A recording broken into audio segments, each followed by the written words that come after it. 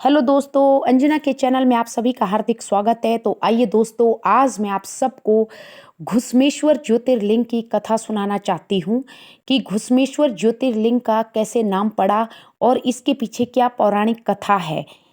घुश्मेश्वर ज्योतिर्लिंग महाराष्ट्र के औरंगाबाद से 30 किलोमीटर दूर है।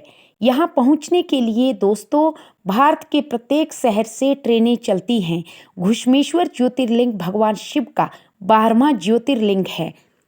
भगवान शिव का लिंग रूपी ही वो स्रोत है जहाँ से इस संसार की धारा बहती है। दोस्तों, घृष्णेश्वर ज्योतिर्लिंग को पूर्ण लिंग माना जाता है। दोस्तों, इसके पीछे एक पौराणिक कथा भी है। घुश्मेश्वर ज्योतिर्लिंग में हजारों की संख्या से लोग दर्शन करने आते हैं और यहाँ पे भंडारे भी लगते हैं। इसके पीछे एक पौराणिक कथा है दोस्तों कि कैसे घुश्मेश्वर ज्योतिर्लिंग यहाँ पे स्थापित हुआ। कहते हैं दोस्तों, दक्षिण देश में देवगिरी पर्वत के निकट सुधर्मा नामक ब्राह्मण रहता था। वह अपनी पत्नी सुदेहा के साथ रहता था।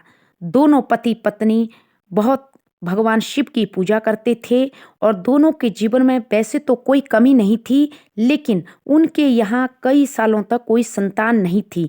इसी का उन दोनों पति पत्नी को दुख होता रहता था कि हमारे कोई संतान नहीं है। जब सुदेहा को पड़ोसियों के ताने, रिश्तेदारों के ताने पड़ने लगे, तो सुदेहा ने अपने पति सुधर्मा से कहा कि देखिए, मेरी छोटी बहन का नाम घुष्मा है और वो बहुत ही अच्छी लड़की है और उससे आप शादी कर लीजिए ताकि हमारे को संतान की प्राप्ति हो। तो इस पर सुधर्मा ने उनको मना किया कि नहीं, आपको ही बाद में कठिनाई उत्पन्न होगी, इससे अच्छा कि मैं विवाह ही नहीं करूँगा दूसरा। लेकिन दोस्तों, सुदेहा नहीं मानी और उसने घुष्मा के साथ, अपनी छोटी बहन घुष्मा के साथ अपने पति सुधर्मा का विवाह करवा दिया।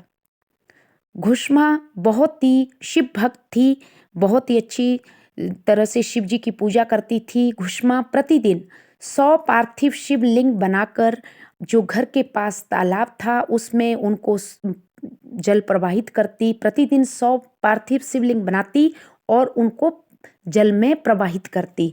भगवान शिव की कृपा से और घुष्मा की भक्ति देखकर शिव जी भगवान ने जल्दी ही घुष्मा के यहाँ संतान का सुख हो गया। घुष्मा को एक बहुत ही सुंदर पुत्र रत्न की प्राप्ति हुई। अब जैसे ही पुत्र रत्न की प्राप्ति हुई तो घुष्मा का सम्मान भी बढ़ गया।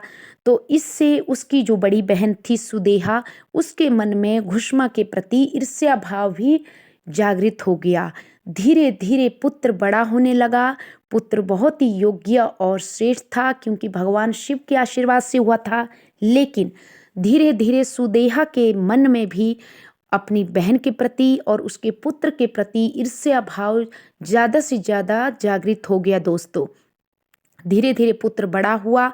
अब पुत्र की अब जो घुष्मा का पुत्र था उसकी शादी हो गई। तो जैसे ही घुष्मा के पुत्र का विवाह हुआ तो नई बहू घर पे आई। तो नई बहू घर पे जैसे ही आई तो शादी के 2-4 दिन के बाद उसकी बहन को उसकी बहू से भी ज़्यादा ईर्ष्या होने लगी और उसके पुत्र से भी। अब उसका ईर्ष्या भाव चरम सीमा पर चढ़ गया था सुदेहा का। तो उसने क्या किया एक दिन कि उस सोए हुए पुत्र को चाकू लेकर रात के अंधेरे में उसने अपने उस पुत्र को चाकू से ही मार डाला। अब जैसे उसको चाकू से मारा तो उसके शरीर के उसने टुकड़े टुकड़े किए और जहाँ पे वो घुष्मा प्रतिदिन जो 100 ज्योतिर्लिंग जहाँ पे जल प्रवाहित करती थी उसी तालाब के अंदर उस पुत्र के टुकड़े टुकड़े करके उसने डाल दिए। अब बिस्तर पे जब सुबह बहू ने खून ही खून देखा तो अपने पति को ना देखा तो बहू ने कोहराम मचा दिया घर पे। तो उसने अपनी सासू माँ जो घुष्मा थी उनसे कहा कि देखिए, मेरा पति यहाँ पे नहीं है और उनके बिस्तर पे खून ही खून पड़ा हुआ है। तो ये जो सुदेहा थी वो नाटक करके ज़ोर-ज़ोर से चिल्लाने लगी, लेकिन जो घुश्मा थी वो प्रतिदिन की तरह अपने पति सुधर्मा के साथ उसने 100 ज्योतिर्लिंगों की पूजा की और उनको उसने उसी तालाब पे जल प्रवाहित करने ले गए जहाँ पे उसका पुत्र के टुकड़े पड़े हुए थे। उन्होंने कोई भी विचलित स्थिति में नहीं हुए, सभी लोग इकट्ठा हो गए तालाब के पास कि ये कैसी माँ है, कैसा पिता है, इनका बेटा मारा गया है, फिर भी ये लोग कितनी भक्ति भाव से भगवान शिव की पूजा कर रहे हैं। तो घुश्मा ने और उसके पति सुधर्मा ने उन सभी ज्योतिर्लिंगों का विसर्जन किया तालाब के अंदर और अपनी बहू से कहा कि हमें पहले ज्योतिर्लिंगों की को विसर्जन करने दीजिए, उसके बाद पुत्र को ढूंढेंगे या कुछ भी करेंगे।